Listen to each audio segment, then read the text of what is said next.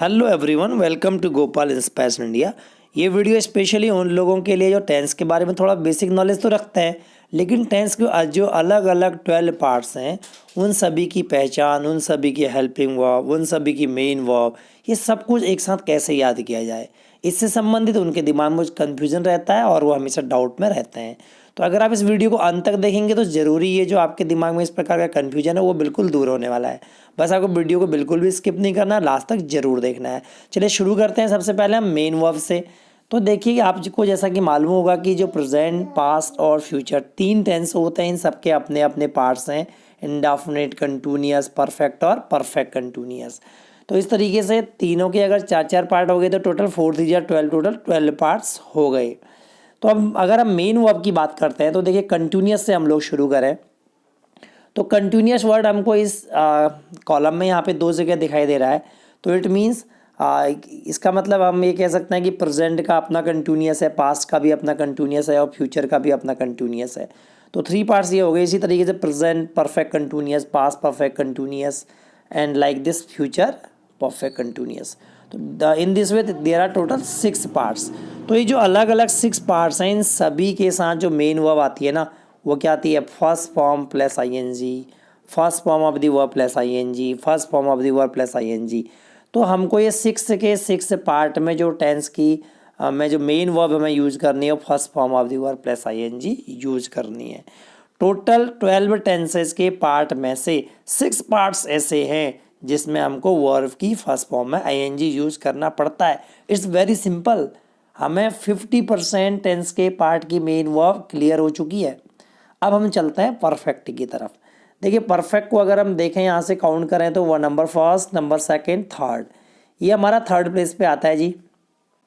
तो third number पे होने की वजह से इसमें वर्ब की ये सोच लीजिए कि फॉर्म भी थर्ड ही आती है। तो इस तरीके से हमारे 9 पार्ट्स कवर हो चुके हैं। जो वर्ब कौन सी आने वाली है, इसमें थर्ड फॉर्म आने वाली है। तो इस तरीके से out of 12 9 have been covered. अगर कंटिन्यूअस है तो first form of the plus ING, perfect है तो third form of the verb. अब हम बात करते हैं इंडेफिनिट की। तो आप देखिए इंडेफिनिट में आपकी कौन सी फॉर्म आती है जी? वर्ब की फर्स्ट फॉर्म आती है। लेकिन यहाँ पर एक एक्सेप्शन भी है। प्रेजेंट इंडेफिनिट की अफर्मेटिव में अगर सब्जेक्ट सिंगुलर है तो हमें first form of the verb के साथ एस या ई एस भी यूज करना पड़ेगा, लेकिन फॉर्म फर्स्ट ही आएगी। लेकिन पास्ट इंडेफिनिट के अफर्मेटिव में हमें वर्ब की सेकंड फॉर्म यूज करनी पड़ती है। ये सबसे ज़्यादा एक्सेप्शनल पार्ट है। अदरवाइज सभी जगह वर्ब की फर्स्ट फॉर्म हम यहाँ यूज़ कर रहे हैं, लेकिन सिर्फ ये ऐसा पार्ट है जहाँ पर हमको वर्ब की सेकंड फॉर्म यूज़ करनी पड़ेगी। That is affirmative part of past indefinite tense. और जब हम इसी सेंटेंस को नेगेटिव या इंट्रोगेटिव या इंट्रोगेटिव नेगेटिव बनाते हैं तो हमको फिर वर्ब की फर्स्ट फॉर्म ही यूज़ करनी पड़ती है। ये दिमाग में आपको बिल्कुल अपने स्पष्ट रखना है और ये गलती कभी नहीं करनी। यहाँ पे सबसे ज़्यादा गलतियाँ अक्सर होती हैं और सभी के द्वारा की जाती हैं। तो पास्ट इंडेफिनिट में के अफर्मेटिव में सेकंड फॉर्म आएगी, लेकिन नेगेटिव, इंट्रोगेटिव या इंट्रोगेटिव में फर्स्ट फॉर्म ही आती है। तो इस तरीके से हमने क्या किया, जो टेंसेस के सभी अलग अलग पार्ट्स थे उनकी हमको मेन वर्ब याद हो गई। 6 पार्ट्स में तो बिल्कुल एक जैसी होती है। थर्ड नंबर पे परफेक्ट है तो थर्ड फॉर्म, फर्स्ट नंबर पे इंडेफिनिट है तो फर्स्ट फॉर्म। अब हम बात कर लेते हैं किसकी? हेल्पिंग वर्ब की। अब हम बात कर लेते हैं। तो देखिए फटाफट से हेल्पिंग वर्ब को ख़त्म करते हैं। अगर हम प्रेजेंट इंडेफिनिट की अब हेल्पिंग वर्ब की बात करें तो एफर्मेटिव में कोई भी हेल्पिंग वर्ब यहाँ पे नहीं होती है।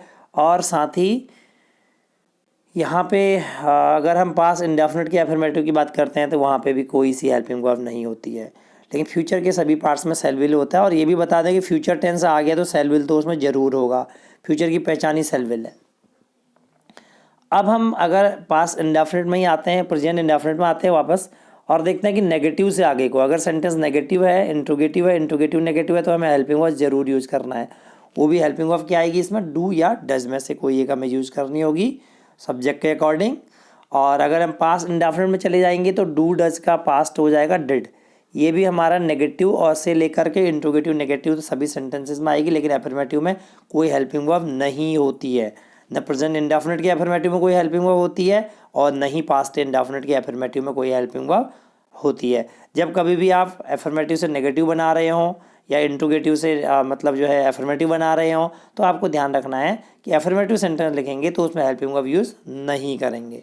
और फ्यूचर में जो simple helping verb shall will सभी फ्यूचर के जितने भी पार्ट्स हैं सभी में यूज होती है, वही वाली सिंगल यहाँ पर को जो हेल्पिंग वर्ब है सेल ऑब्लिक विल यूज़ होती है। अब हम बात करते हैं कंटिन्यूस की। तो प्रेजेंट कंटिन्यूस में जो है हमारी जो हेल्पिंग वर्ब यूज होती है वो होती है इज आर एम यूज होती है। देखिए कौन सी यूज होती है, is oblique are oblique am. और पास्ट कंटिन्यूस में इसी का पास्ट हो जाता है इज आर एम का वॉज ऑब्लिक वर। और फ्यूचर में जैसा कि हमने बताया कि सेल विल तो आना ही आना है, साथ में किससे पता लगेगा कि ये फ्यूचर कंटिन्यूस है, वो बी से पता लगेगा। अगर बी वर्ड यूज हुआ है इट मीन्स वो किसका पार्ट है, वो टेंस का जो पार्ट है फ्यूचर कंटिन्यूस है। तो हेल्पिंग वर्ब भी हमारे बताने में मदद करती है, इसी से हमें पता लगता है मेन वर्ब से हेल्पिंग वर्ब की मदद से कि कोई सेंटेंस कौन से टेंस का कौन सा पार्ट है। अब हम बात करते हैं परफेक्ट की। तो परफेक्ट की जो हेल्पिंग वर्ब होती है वो कौन सी होती है, परफेक्ट की हेल्पिंग वर्ब होती है जी हैज़ ऑब्लिक हैव। और पास्ट में जाकर के पास्ट परफेक्ट में यही हैड हो जाती है, और फ्यूचर परफेक्ट में यही जाकर सेल विल तो आना ही आना है, साथ में आपको हैव और जोड़ देना है।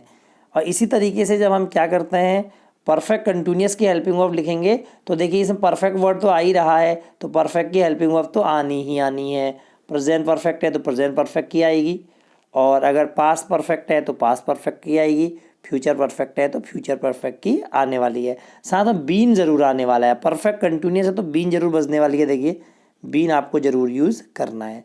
इस तरीके से आपकी हेल्पिंग वर्ब सब आप जो है कवर कर चुके हैं, सीख चुके हैं। अब रहा लास्ट पार्ट की इनकी पहचान। देखिए पहचान भी कहीं ना कहीं इंटरकनेक्टेड रहती है। जैसे कि अगर हम यहाँ कंटिन्यूस से पहले शुरू करते हैं, यहाँ पे रहा है, रही है, रहे हैं, पास्ट कंटिन्यूस रहा था, रही थी, रहे थे, फ्यूचर कंटिन्यूस रहा होगा, रही होगी, रहे होंगे, हमको सेंटेंस के लास्ट में देखने को मिलेगा। जैसे कि मोहन घर जा रहा है, मोहन घर जा रहा था, मोहन घर जा रहा होगा। और वहीं पे क्या हो जाता है कि परफेक्ट कंटिन्यूस में भी सेम यही पहचान रहती है, रहा है, रही है, रहे, रहा था, रही थी, रहे थे, और रहा होगा, रही होगी, रहे होंगे फ्यूचर कंटिन्यूस के लिए। लेकिन साथ में समय दिया रहता है। अगर हम ये कहते हैं कि मोहन पढ़ रहा है तो प्रेजेंट कंटिन्यूस है। अगर हम ये कहते हैं मोहन सुबह से पढ़ रहा है तो वो क्या हो जाएगा, प्रेजेंट परफेक्ट कंटिन्यूस। राम खेल रहा था, पास्ट कंटिन्यूस। मोहन 2 घंटे से खेल रहा था, ये हो जाएगा हमारा पास्ट परफेक्ट कंटिन्यूस। मोहन खेल रहा होगा, ये है हमारा फ्यूचर कंटिन्यूस। मोहन 4 बजे से खेल रहा होगा, ये हो जाएगा हमारा फ्यूचर परफेक्ट कंटिन्यूस। इस तरीके से आपके जो 6 पार्ट्स हैं उनकी पहचान भी कवर हो चुकी है।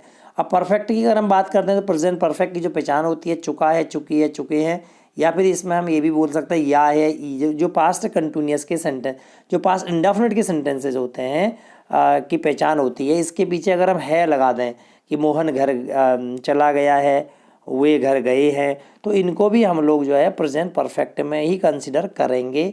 अगर इसमें क्या ऐड कर दिया जाए, इसमें प्लस है हम अगर ऐड कर देते हैं तो इसको यहीं ऐड किया मतलब जो है काउंट किया कंसिडर किया जाएगा, और इसकी इंग्लिश परफेक्ट के अकॉर्डिंग ही बनेगी। ये आपको ध्यान रखना है। तो इसके अलावा हमारा जो है अगला पहचान है पास्ट परफेक्ट का, जो कि चुका था, चुकी थी, चुके थे। और फ्यूचर जो परफेक्ट होता है उसकी पहचान हो जाती है चुका होगा, चुकी होगी, चुके होंगे। तो अब केवल एक पार्ट रह गया है पहचान के लिए, वो क्या रह गया है, प्रेजेंट इंडेफिनिट में सारे डेली रूटीन के सेंटेंसेज आते हैं। जैसे कि मैं हमेशा सुबह 4 बजे उठता हूँ, मैं स्कूल जाता हूँ, मैं पढ़ता हूँ, मैं लिखता हूँ, मैं बाज़ार जाता हूँ। तो इस प्रकार के सेंटेंस होते हैं प्रेजेंट इंडेफिनिट के अफर्मेटिव में काउंट होते हैं। और पास्ट इंडेफिनिट में आपको लास्ट में या, ये सेंटेंस देखने को होगा, घर गया, वे घर गए, वे सब अपना काम किए। तो ये जो सेंटेंस हो जाएंगे हमारे पास्ट इंडेफिनिट में काउंट होंगे। और सिंपल अगर आपको गागे की लास्ट में देखने को मिल रहा है तो वो फ्यूचर इंडेफिनिट की पहचान को दर्शाता है। तो इस तरीके से आप एक दूसरे को के पार्ट्स के जो हेल्पिंग वर्ब है, मेन वर्ब है या पहचान है, उसे कंपेयर करते हुए सभी पार्ट्स को याद कर सकते हैं। और अगर आपको टेंस का बेसिक नॉलेज पहले से था और आपने वीडियो लास्ट तक देखा है तो आपको ये कंपेरिजन देखने के बाद जो मेन वर्ब है वो ईजिली याद हो गई होंगी, हेल्पिंग वर्ब ईजिली याद हो गई होंगी। वीडियो को लास्ट तक देखने के लिए थैंक यू। अगर आपको वीडियो अच्छा लगा हो वीडियो को लाइक करें, चैनल को सब्सक्राइब करें, साथ ही अपने फ्रेंड्स के साथ शेयर करें। Thank you.